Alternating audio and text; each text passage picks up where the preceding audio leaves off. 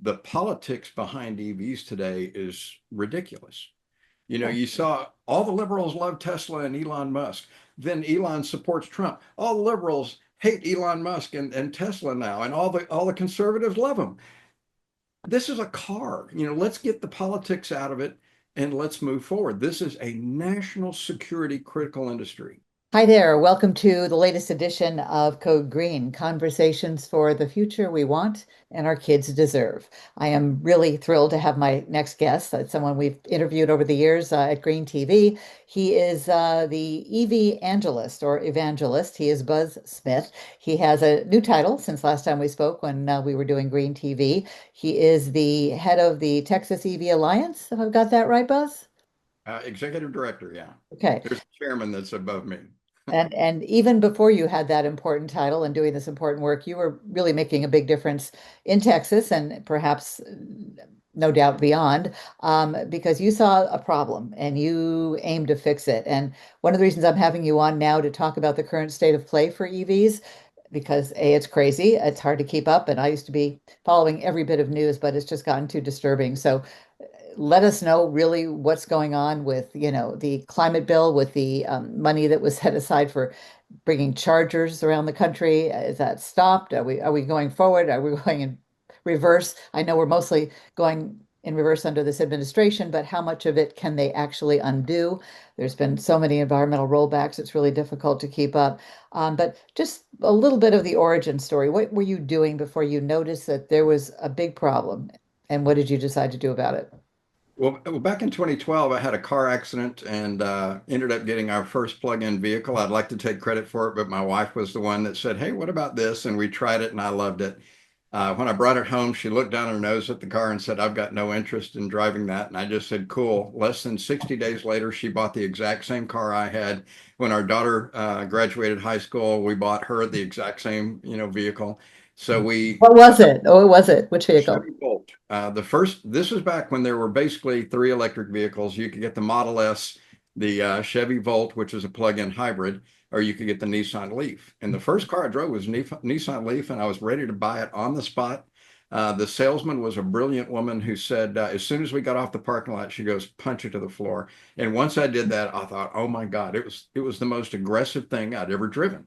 And so I wanted one. And again, I got to give my wife credit. She goes, "Well, let's go home and talk about it." And she just tore Google up and found the battery issues that the early Leafs had. So we had to scratch Leaf off the list. I couldn't go 100% electric. Got the Chevy Volt, got three of them actually, but we got two right away. And a year later, when it came up time for National Plug-in Day, there was all this disinformation out there. And also all the people were complaining about going to a car dealership and the salesman didn't know anything and couldn't answer their questions or would lie because they didn't know an answer and they didn't want to look ignorant. And so a year into this, the dealership hired me and I went from engineering and software sales to car salesman. And I'd never done anything like that in my life. But I was pretty successful at it. I mean, for 6 years, I was the number one plug-in vehicle salesperson in Texas across all brands. And I had a blog going, the EVangelist that you mentioned earlier. Thank you for that.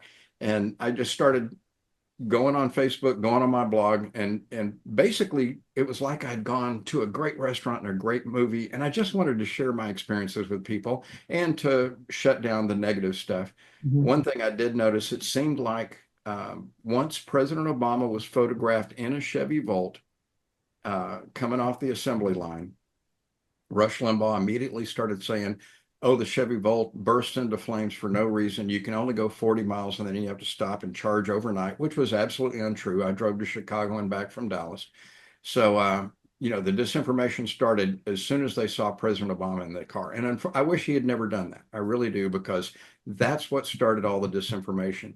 The politics behind EVs today is ridiculous. You saw all the liberals love Tesla and Elon Musk. Then Elon supports Trump. All the liberals hate Elon Musk and Tesla now, and all the conservatives love him.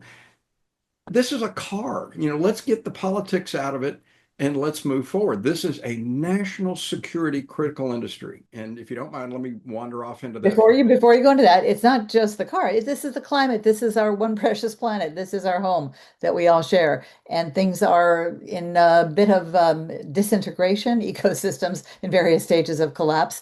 You know, the fact that this has been politicized, we don't have to go back to why and dysfunction of that, but the fact that it still is in 2025, more than that. ever, really, is insanity. And I recently became a grandmother, and all these rollbacks are just, I started doing my green media quest when my daughter was 2. My granddaughter will be 2 in November. So that's what an ecomaniac I am. And the fact that this is still something that people need to be convinced about, why it matters that we take care of Mother Earth after all we've been through, including COVID, when we saw what happened when we all stayed home, the benefits, Mother Nature, animals, walking in the woods and then onto the roads. It's really beyond belief. So I know we're both passionate. We're fueled by our passion. That's a good thing. What our job today is to make this infectious, to make anybody watching want to go out and buy an EV, because I always put the what can people do about it, and we'll just put that on the beginning instead of the end, because I hope it'll be clear anyway. Yeah. Well, on the idea about EVs, here's the thing, and the evidence is in the numbers. Most people know that Consumer Reports every year puts out a huge survey to auto owners, and they amass an enormous amount of data. And I saw a great presentation they did, and they said that in the United States, if you don't know anything about electric vehicles, our politics are so poisonous that 40% of us just go, "I'll never own one of those things." If they see one in their neighborhood, 22%. A friend gets one, 17%. They ride in one just a few times, drops to 10%. And if they drive one just a few times, drops to 4%. So you go from 40% negative to 4% negative. Why? Because it's a better way to go. You drive an electric vehicle, it's fast, it handles unbelievable, it's absolutely quiet. So many functions. I went camping in Rocky Mountain National Park in the end of May last year. 8,000 feet above sea level. It's 35 degrees at night. We did take a big tent with us, but the tent was our garage. So we had our e-bikes in there. We had our backpacks, all our hiking gear, all that stuff. And we slept in the back of our car, which is a Tesla that has something called camping mode. So we could run the stereo all night, run the heater all night long. And we have a bed that is designed for the Model Y, so we could sleep in the back. And I'm telling you, it only used 14 miles of range all night. We could have camped for 21 days before we got down to 20% of battery capacity and had to go into town. Now, maybe you're not a camper, but if you live anywhere near a coastal area, my brother lives in Houston. Hurricane Beryl comes through. He didn't have electricity for 10 days.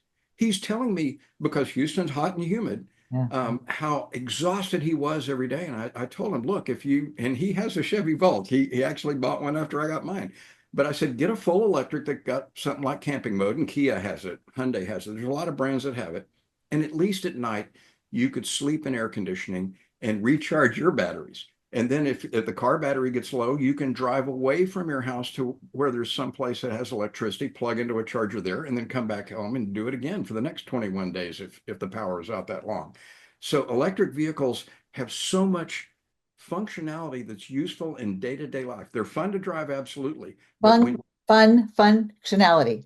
oh yeah, I'm telling you, it's I fun, fun, agree. I fun. agree. And knowing you're driving a clean green driving machine instead of polluting just feels so good. And it shouldn't matter if you're a Republican or a Democrat. That's kind of like really basic, right? Clean is good.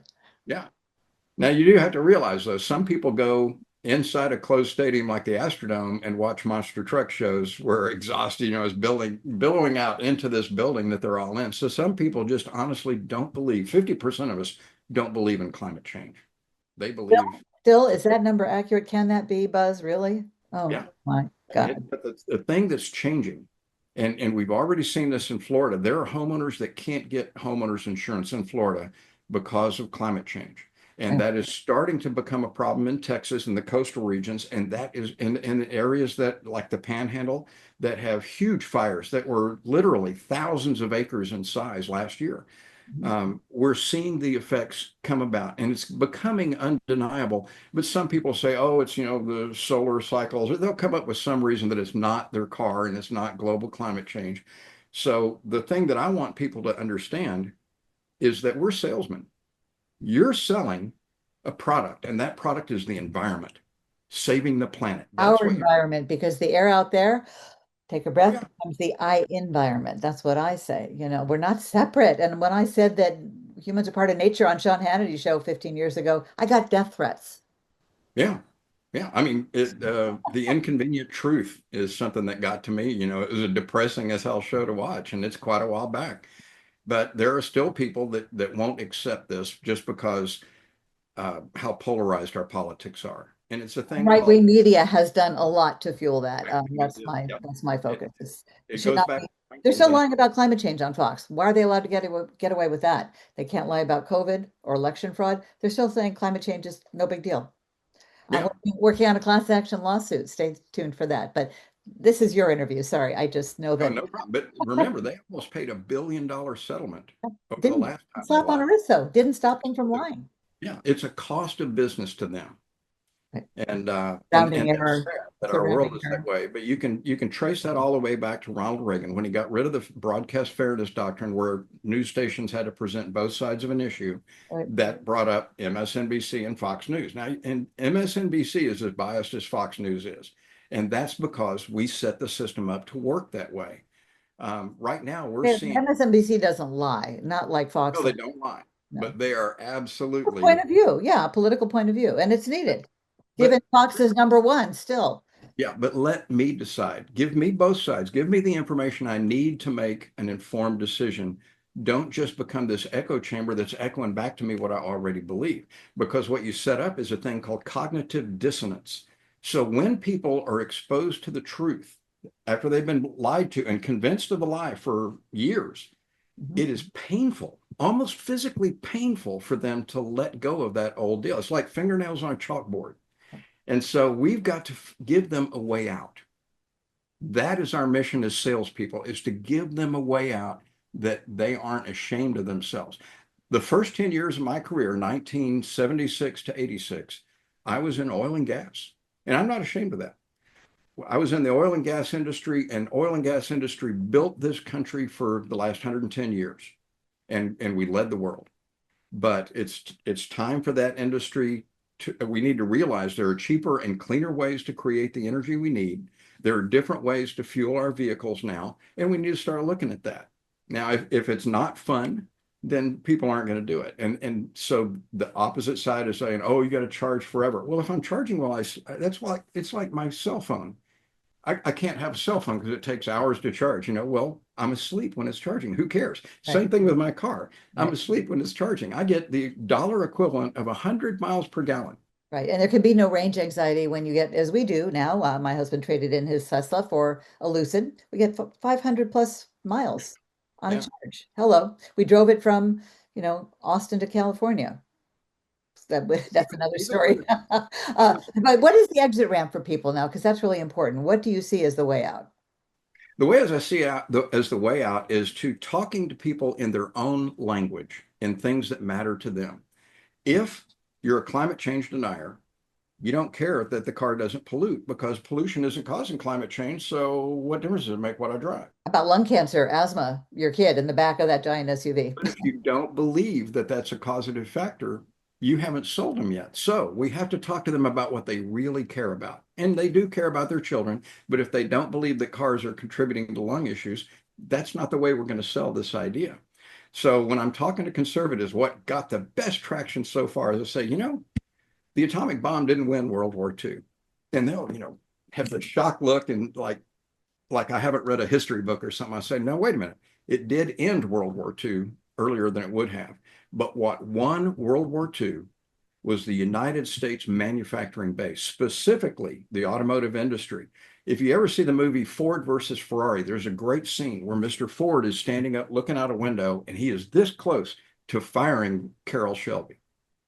And Shelby says something to him that affects him. And he's looking out the window. He goes, you see that building over there?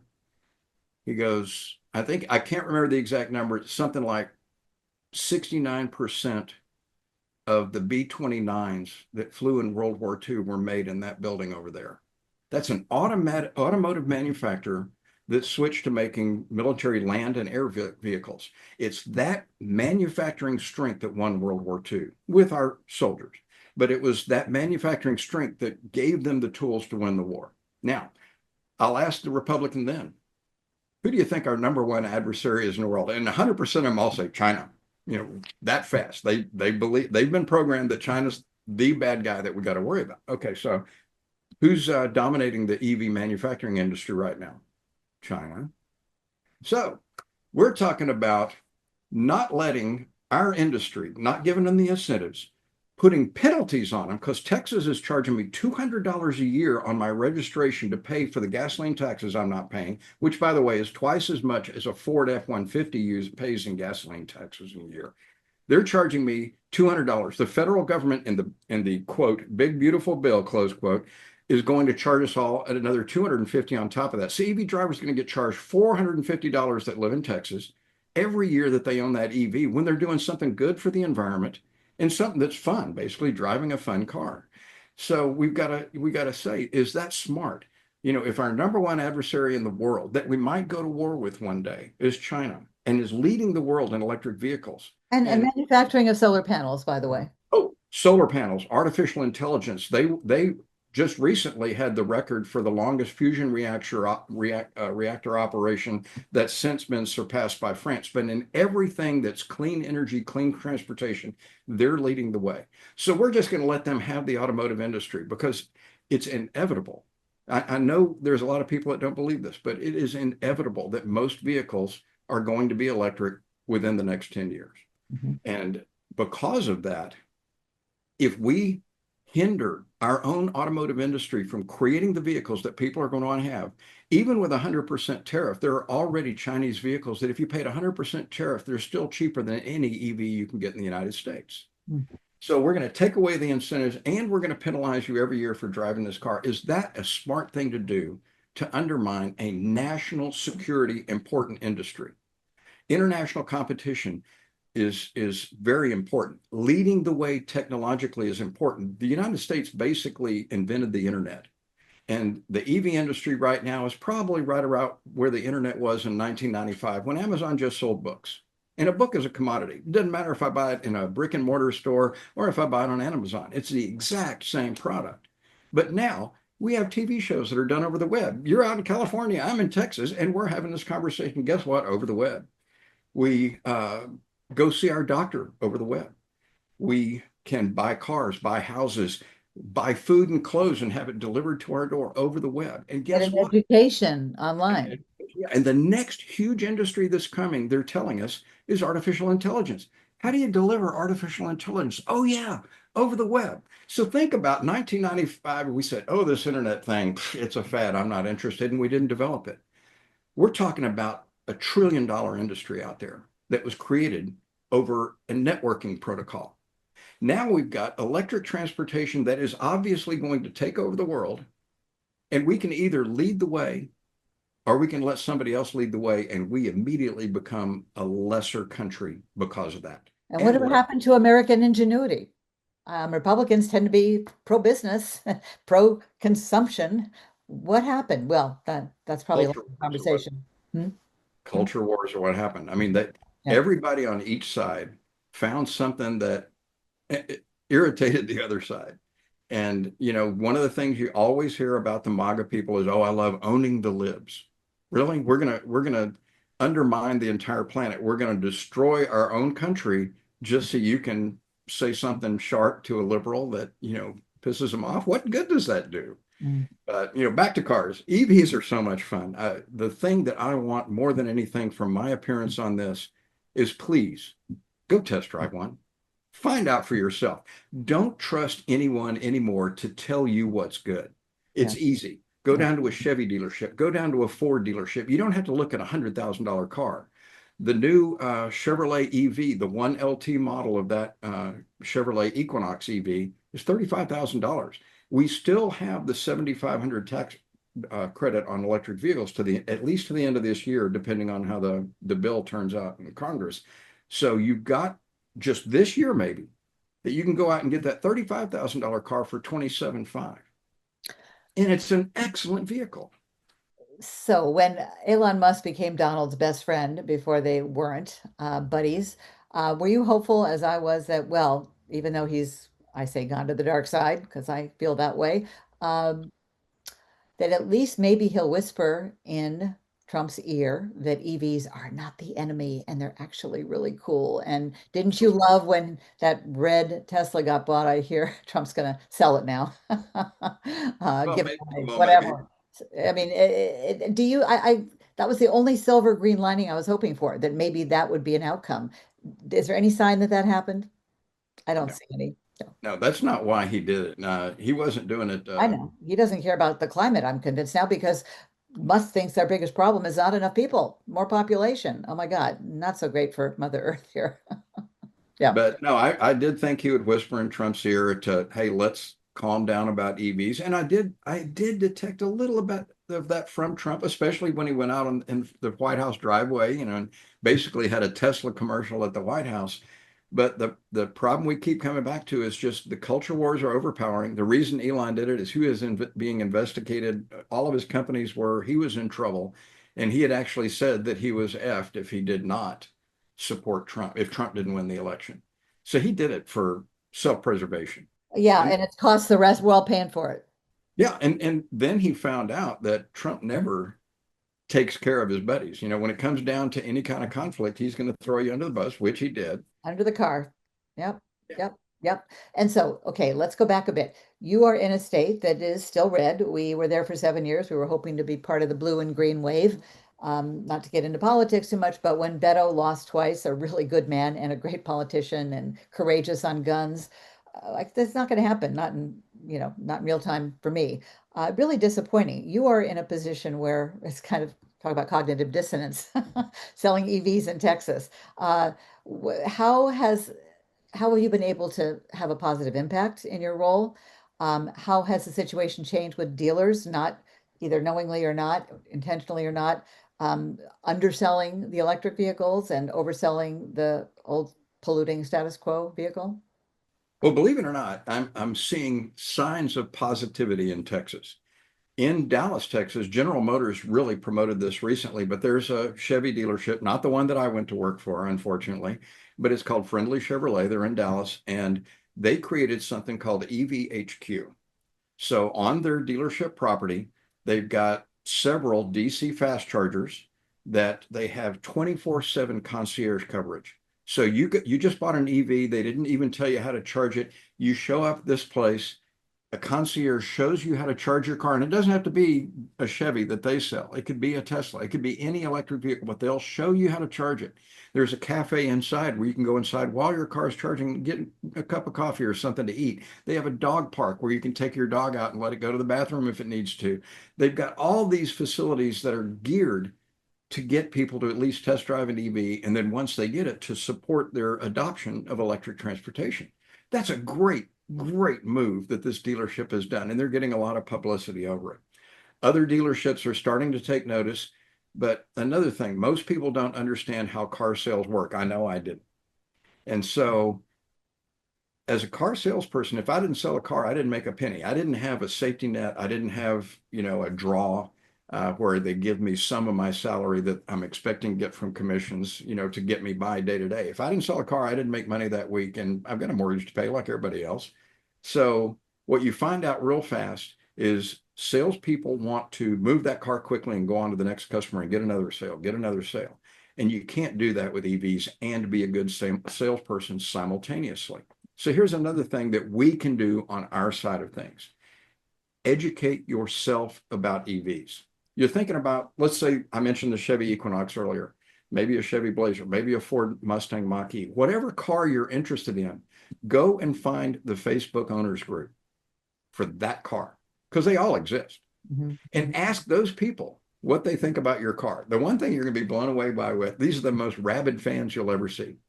And I founded the Chevy Volt, or Hmm. the Texas Chevy Volt Owners Group. The national group was founded by a friend of mine. But on Facebook, I would go on every day as a car salesman. And hey, car salesman, here's your tip. I would go there and answer people's questions. They weren't even in my state. They weren't going to buy a car from me. But in my spare time, instead of playing poker on my computer or something, I helped people. Thank you. And then I had people call from as far away as Oregon and Baltimore saying they wanted to come to Texas and buy their electric vehicle from me. And I'm like, don't do that. Right now there's not a good enough charging infrastructure because I retired over 5 years ago. The Well, there charging, is. We drove from, Austin to California, no problem, in our right? Yeah. Lucid and our Tesla. Yeah. Mhm. But, for you to be the kind of salesman that's going to attract business, answer those questions because those people learn your name. Mhm. And the people that read what you wrote that you may never hear from, that are just searching in the group and ask and looking for answers, they learn who you are. And so I had all these customers show up asking for me specifically just because of the work that I did on Facebook. So it turned out that's one of the things that made me successful. And I only did it in my spare time. And working for Chevy, I had to sell every car they made, the F or not the F-150, the Silverado, whatever.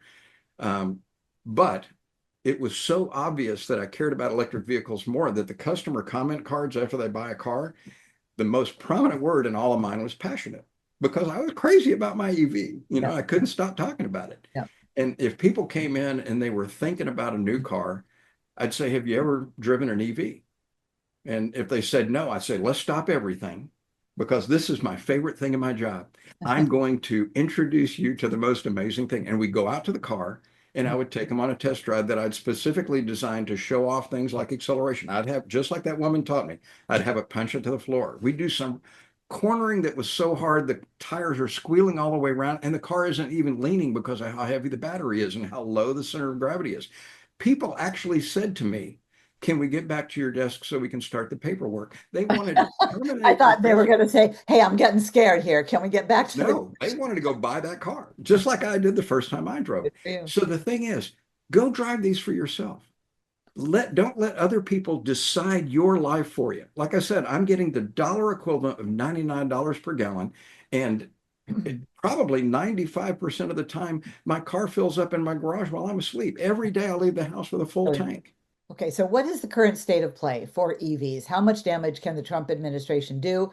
What about the, billions that were supposed to go to improve the charge, excuse me, infrastructure? Is that still Well, the threatened? NEVI funding is interesting because, at least legally, Trump could not just cancel that program because this is money that was allocated by Congress. Although now we're seeing him eliminate that. So it's hard for me to say how much damage he can do. It depends on if Congress ever starts to say, wait a minute, he's usurping our power and pushes back. If the Republicans are so afraid that he'll primary against them that they never stand up and they have majorities in both houses, then he's going to get his way.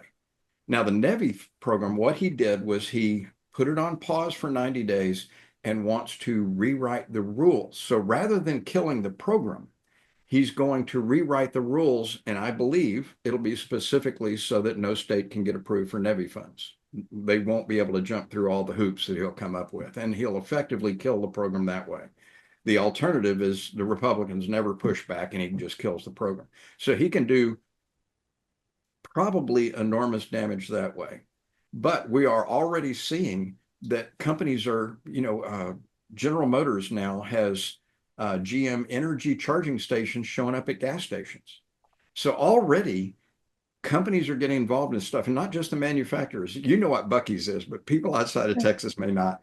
If you haven't been to Well, a Texas, Buc-ee's, I told my husband we have to stop at Buc-ee's. Oh my God, nothing healthy in there, but I digress. nothing healthy in there, but literally maybe what, 150 gas pumps Oh at God, oh God, it look as far as you can see, as far as yeah. you can see. Yeah. Yeah. Well, now there's a Buc-ee's in Texas that also has 53 DC fast chargers. What city? So that one I can't remember it. I believe it's along I-35 between Waco and Temple, but I can't remember for sure.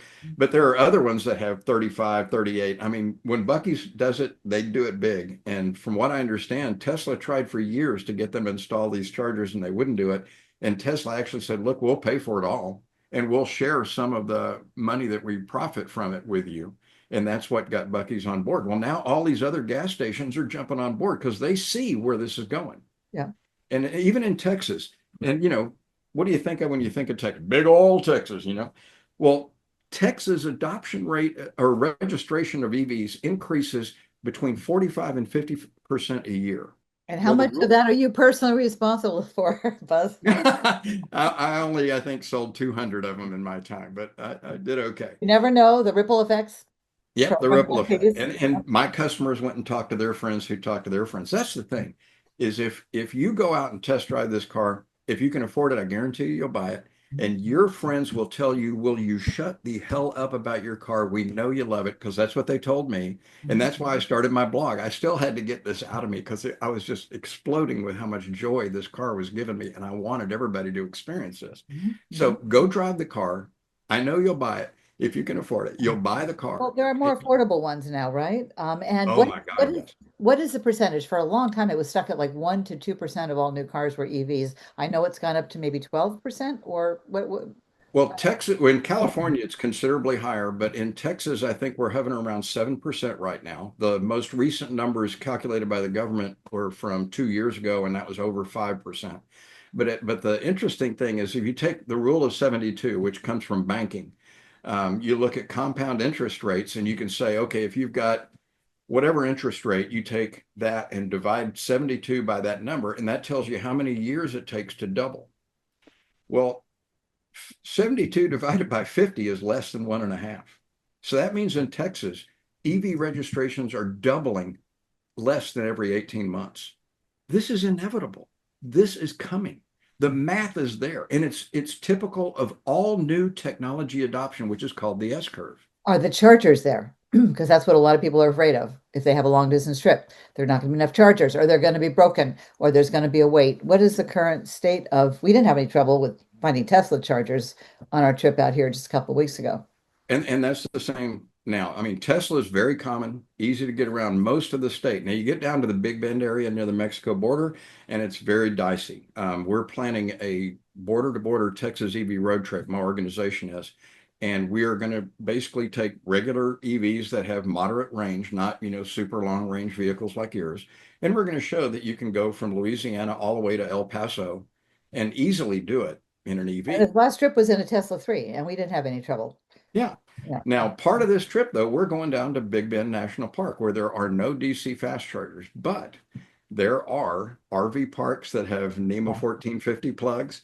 And We did so I this. can camp out in my car like I did in Colorado at an RV park one night and fill that battery up and drive all around the park. And when we drove my husband's Tesla out 7 years ago from California to Texas, there was only one place in New Mexico. We were like 10 miles short of a charger, but there was an RV park.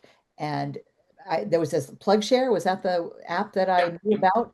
And that got us there. And it was like $20 charge. The woman said when she heard we were like going from state to state, it's okay. She waived the fee. It was so easy. And that was 7 years ago. So we had no range anxiety whatsoever, and people shouldn't, except let's kind of just take the big picture view here. How crazy is it that anybody is trying to slow down progress on EVs? Because that's a reality right now in Well, it's not only 2025. crazy, it is honestly dangerous to our country. So, The threat that China would pose if they dominate the automotive industry globally, and they're already dominating in Europe. yep. But if we let them destroy if we let our own politicians and the Chinese competition destroy our automotive industry, we're a second world power now. We can't compete with somebody like China anymore. And not to mention destroy the atmosphere and our climate that we share Yeah. globally. Yeah. But remember, that's not how you sell it. When you're talking to a conservative, you talk about national security, innovation, new industries that will bring in tax revenues. Those are It's the things that asthma. move those Keep it people. personal. I mean, pollution is not good for anybody, particulate pollution, right?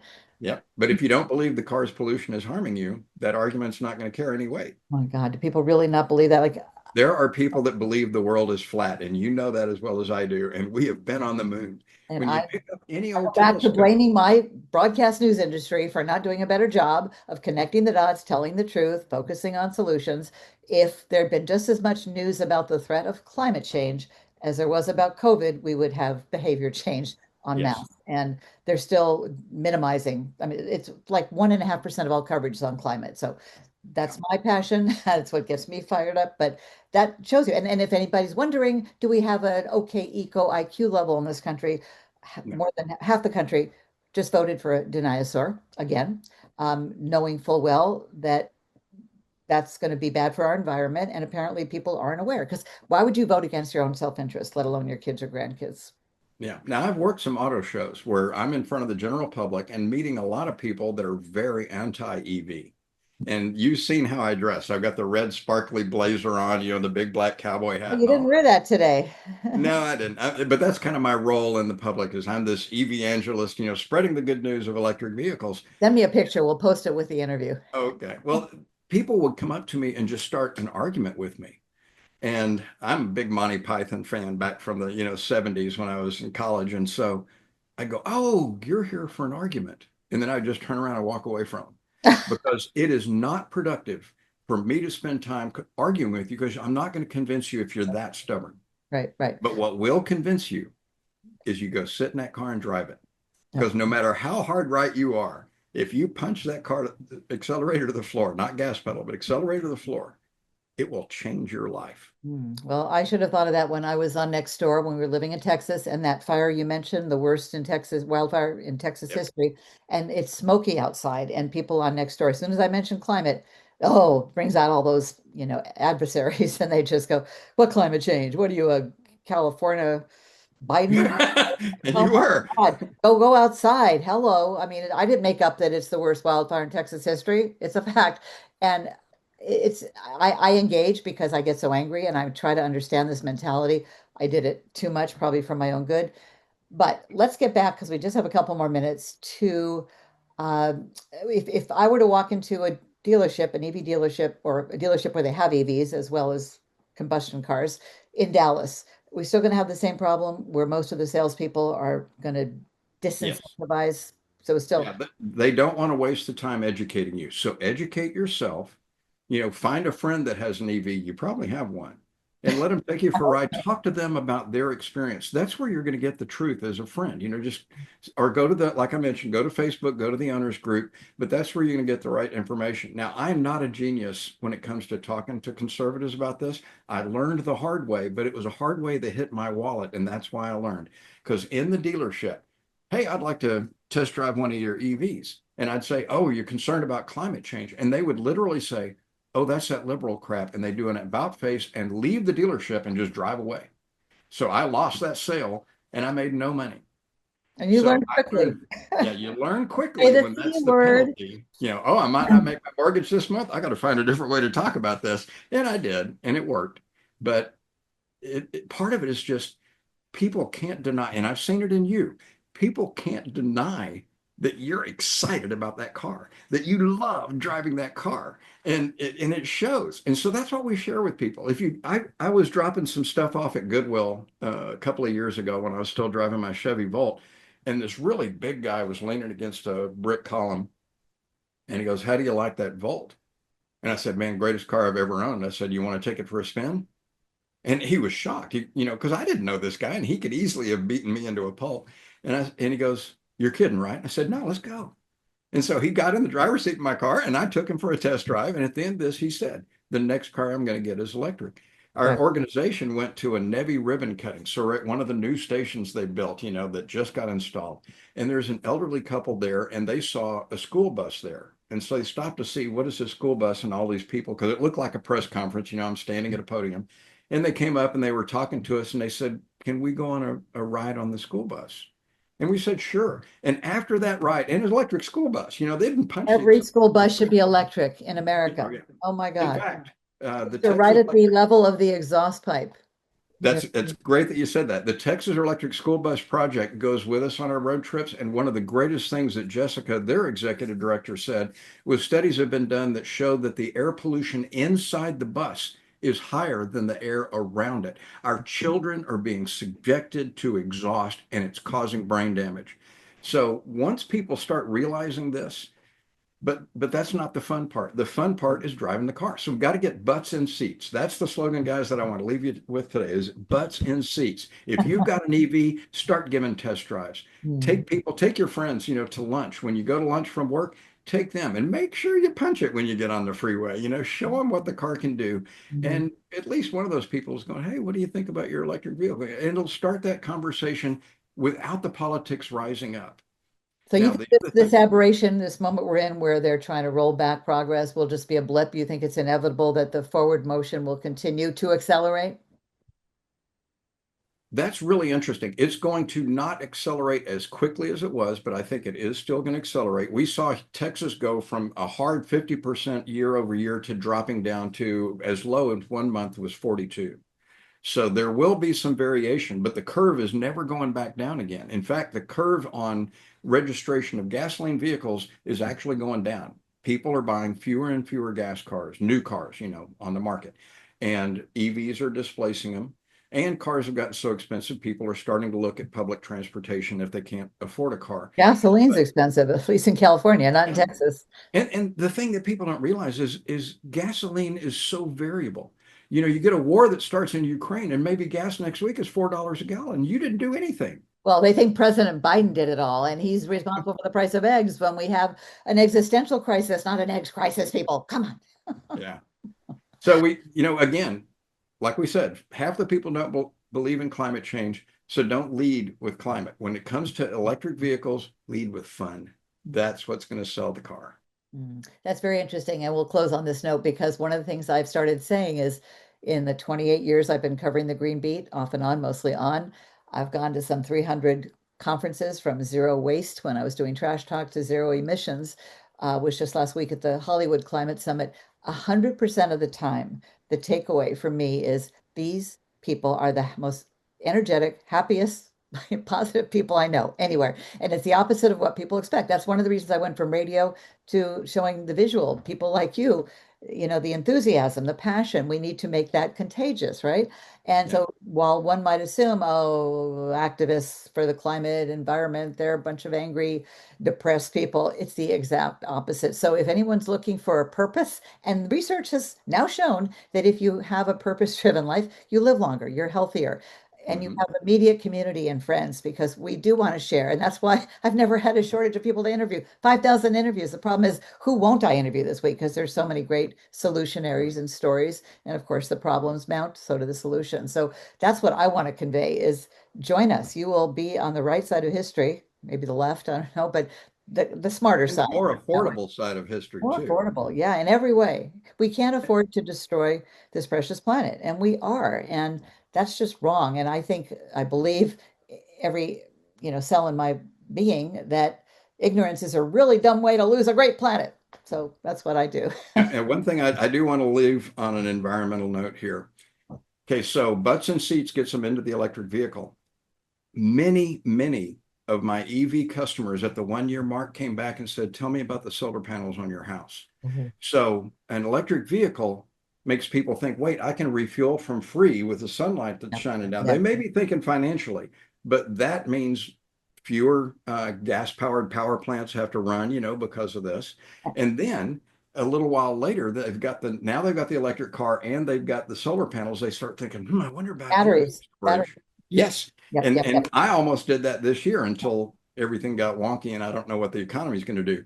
So if we want people to move to electric cars, put up solar panels, get energy storage so if the grid goes down, they can keep their house running.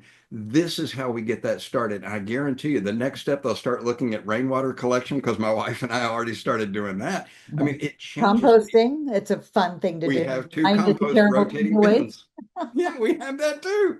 And guess what? The weather, oh my God, the storms in Texas, lightning, thunder, tornadoes went by our place we were out near Just in Dripping the last Hill week. Country. No, no, this while we lived in Texas, the weather, of course, extreme weather events, that's not a new concept, is getting worse. More people got their power knocked out, not us. Hello. That's a Yep, no-brainer, right? it is. Yeah, and that's not political at all. It's practical. Yeah. Okay. Well, thank you, Buzz Smith, the evangelist. Betsy, always great to talk to you, my friend. So good to be reconnected. I wasn't going to continue to do these interviews. I thought I put in my time. I'm tired of self-funding it, and it's hard to get beyond the choir when you don't have a marketing staff and you're not so good at social media and self-promotion. You know what did it for me? Becoming a grandma. We went to Antarctica in December with some big name scientists, Neil deGrasse Tyson, astronauts, William Shatner, saw the glaciers melting, saw the adorable penguins up close, came back, watched the LA fires burn, And I just said, I got to do everything I can, especially for this 1.5-year-old granddaughter. Did you To read what spend William Shatner's reaction was to going into space for That's the real? why I made my husband and I made him say yes to us going on this trip because when he stepped out of Bezos' space capsule and he was in tears and he said, I spent my whole career exploring space on TV. I thought that was the new frontier. And what I saw up there, and then he's crying, it's Earth and it's fragile in the atmosphere and we're destroying it. And I'm in grief. And I And said, I got everything to interview goes that in his guy. head. So I went to Antarctica. I'm still trying to get him on an interview, but I will. I'm persistent. You may Hey, have known. tell him you had me on. He'll get on. You know him? No. He's doing a tour now with Neil deGrasse Tyson and William Shatner. They're on the road. They're pretty funny, but I I have a serious subject to talk to him about. And I think when I saw that happen on television, I said, that is our next biggest great spokesman for the planet, for the environment, for climate, because Yep. he's not your typical, Birkenstock, Prius driving Yeah, but activist. don't hate the Republicans. The thing is, if they are being programmed, then it's really not their fault that they don't know some of this stuff. Even Right in now, you go, 2025, I mean, ignorance is you can just Google it, there's no excuse. yeah, but if you like a friend of mine on Facebook, if you're in favor of this, I just don't understand you. And it's the same three police cars on fire in LA that we've all seen. I then sent all these videos of people dancing at the protest, and you can see, the military and the police there with their gear on and everything, and nobody's fighting, nobody's throwing rocks, and it's like they're just protesting and they're doing it in a nice way. I think, and I'm going to a protest this weekend, the No Kings Me thing. too. I think it's important that everybody read what Peter Coyote, and you can find this all over Facebook right now, but Peter Coyote wrote the rules for protesting and not giving the opposite side ammunition to hit us with. Especially now. That's so important right now. It's so important They're just because it's waiting. playing They're out in the waiting. media. And the reason it's playing out in the media is that makes money for the media outlet. But the reason that we're pushing this is so that the president can send in the military and maybe declare, a national emergency. And by the way, the big beautiful bill, as it's called, includes the ability for him to postpone elections if he wants to, defy Sure. judge orders if he wants to. These are things that are just will destroy what this country is. Mhm. And so that bill has to be changed. I do hold out hope. There are sensible, what I call traditional Republicans that maybe we don't see eye to eye on everything, but it's like Tip O'Neill and Ronald Reagan used to be able to make deals together. Yep. And nowadays, if you try to make a deal with the other side, you're a traitor to your side. That's not how government's supposed to work. Not one Republican voted for the Climate Act. I mean, that is the fossil fuel industry and their influence. And yet they're still heavily, heavily subsidized while Trump and company are rolling back tax credits for renewable energy and Yeah. who knows what they're doing to EVs. It's enough to make you crazy, isn't it? Yes, it is. And if you, I think I've got it right here on my screen. Give me just a second to check. My If line is, you would I'm so committed, I may end up committed. look for Google Clean Economy Tracker.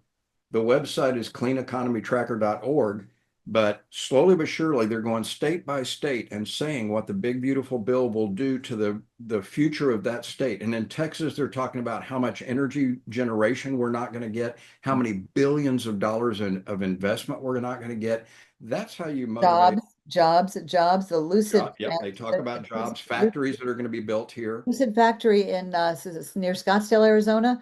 They just did a video showing all the hundreds and hundreds of people that are employed at this factory. And by the Yep. way, my husband's Lucid. We haven't had problems with it really, except that glitched on the drive that I'll send you that story about. That was a brand new car and there was a connection issue. It was a fluke. But he woke up this morning and it said needs service. There's a problem. He called them in Millbrae. We're in Marin. They're south of San Francisco. We're north. And they just came and towed his car away, no charge. And when we broke down in Ozone, Texas, they paid for our expenses to, take a hotel room and once we got a ride to the nearest airport, which wasn't easy in the middle of Texas, Permian Basin, no less oil country. They paid for our hotel, they paid for the flights back to California. So they really do take care of you. And no one should ever have range anxiety anymore because you don't really have to service your electric car. That's the other big secret, right? Yeah, what people don't take a look at, what most people look at when they're going to buy a car, and I know this from the car sales days, is what the monthly payment's going to be. Can I afford that monthly payment? And Yeah. what's the MPG? If they're looking at a gasoline powered vehicle, they do need to make sure they can pay for the car and the gasoline. And when I started talking to people about total cost of ownership, I actually had a spreadsheet, and I still have it to this day, where you put in what you pay for electricity at your house, what gasoline is going for in your area, because it varies widely across the United States, and then how many miles a year you drive, some stuff like that. And the only maintenance it takes into account is oil changes, which are about $75 a piece and maybe happen 4 times a year.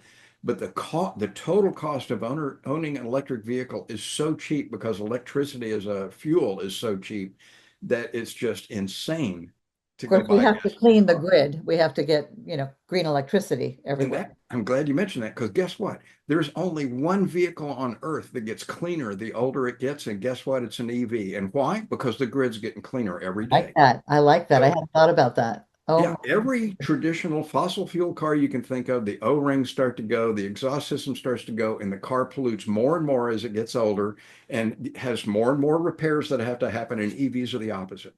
oh my EVs gosh. get cleaner as the grid gets cleaner. Okay, so my editor's going to kill me because we're going long, but I knew this was going to happen with us. You get two Yeah, it passionate always does. evangelists together. Okay, but I would be remiss if I didn't ask you about the myths. Well, they burn up if you're in a car accident, and the batteries are more toxic than regular car batteries. Quickly, I hope, shoot down those. I assume they're myths. I always defend it, saying all car batteries are, have some toxicity to them. And there's All just, batteries do, but so does gasoline.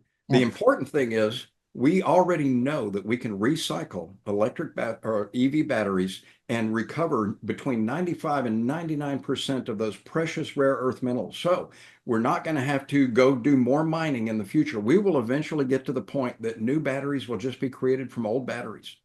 We'll just have this and Volkswagen's already doing it. Redwood is already doing it. There are companies that already have factories in place that are recycling batteries right now. So we know that's going to happen. You can't recycle gasoline. When you burn up gasoline, you got to go drill in the ground and get more.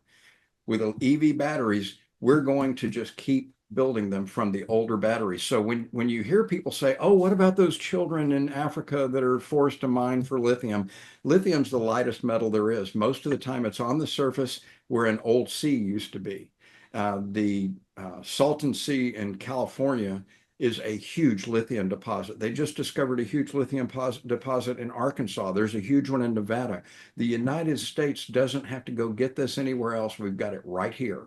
And isn't there some substance that is going to possibly replace lithium that is Oh yeah. acting like Yeah. lithium? Yeah.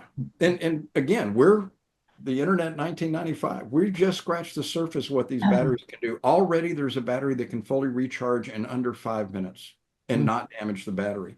So solid state batteries are coming, other chemistries are coming. We have been doing gasoline for over 100 years. We've pretty much squeezed everything out of that we can. There's a new machine they've got that uses just air to create gasoline that can run in any car. And I'm like, well, so what? You're still burning gasoline. You're still killing the planet. You're still creating pollution. And my car doesn't do that. Why would we invent a machine, even if it keeps us from drilling for oil anymore? Why would we invent a machine that does this, that still kills the planet, when instead we can help everybody move into electric? Now, Oh, let's stop subsidizing the rich, which Biden did. If you made more than a certain amount of money, you couldn't get the $7,500 income tax credit. Let's subsidize American industries, which Biden did. Electric vehicles that have uh, the chemistry from the United States, those cars qualify for the 7,500, others qualify for less money. So we can tune our incentives so that they're not biased to the rich and they're not helping foreign countries develop their electric vehicles, but we can still keep those there to support American industry. And that's something we've got to do. too bad you don't have much to say, Buzz. Yeah, it's a tough subject for me to come up with things to talk about. We honestly could talk for 5 hours, We no could. problem. I've seen us do it before. I know. I just hope whoever's watching this feels the same way, like they'd like more, because we will have more, because there's so much information and inspiration to share. Don't be fueled by these myths and the craziness and this current administration's propaganda and Fox's distortion and disinformation campaign, because we don't think the bad guys should win. We think the good guys should. And that, by good guys, I just mean those who are for a survivable planet, for our children, for our grandchildren, for those we can't even see coming yet, because last time I checked, I didn't see a memo saying we're giving up on future generations, and we must keep that in mind. Anyway, thanks for talking about what you know, Buzz. We'll check back in a year or so and see how things are going. But I sure hope you're right that this is inevitable, this acceleration, this forward motion of electric vehicles, and they are so much fun to drive, and they're just so One cool. last Right. thing. Yep. The former executive director told me at one point that there's a lot of nonprofits out there like mine that basically will give you a letter that they want you to send to your senator or to your representative, and they get that same letter over and over, and it has no impact. What he said was, if 10 different people each write 10 different letters that are from the heart about how they feel about an issue, that can change that person's vote. Okay. So No form contact, letters. Take 5 minutes and write a letter, which don't be on the if you're sideline. passionate, should take 2 minutes, right? Yeah. Yeah. Don't sit on the sidelines. Say what you need to say. Make sure it gets in front of the right person, but don't send them the same thing that everybody else is sending them. Send them That's good something to that's know. from your heart, and you can have an impact and you can save the planet. Good to know, because so many times I'm in a rush and I just quickly sign it. I figure it's better than nothing, but take a few minutes and write it from the heart, because our hearts are speaking to us loudly, and we need everybody to hear us. Yep. Okay. I have 5 grandchildren, so I'm in the boat you're in. Oh, oh, I'm oh, concerned oh. about the future. Yeah. I hope to have a second one, and I hope that I don't have to feel as much pain as I have pleasure going forward, because I worry so much about their future. And sometimes knowing too much can be challenging, but it's not, guess what the cure is? Getting active, Yeah. getting into some positive, You can slide nonprofit into action. depression or you can go to battle. Go to battle. I like that. I like that. May the good guys win. And that's all of us, should be all of us. Join us. It feels Join us. better. Yes. Okay. And please go test drive an EV. Do Yeah, it this week. It'll change your life. It changed mine I'll second that. significantly. I'll second that. Okay. Thanks, Buzz. Take care, Betsy.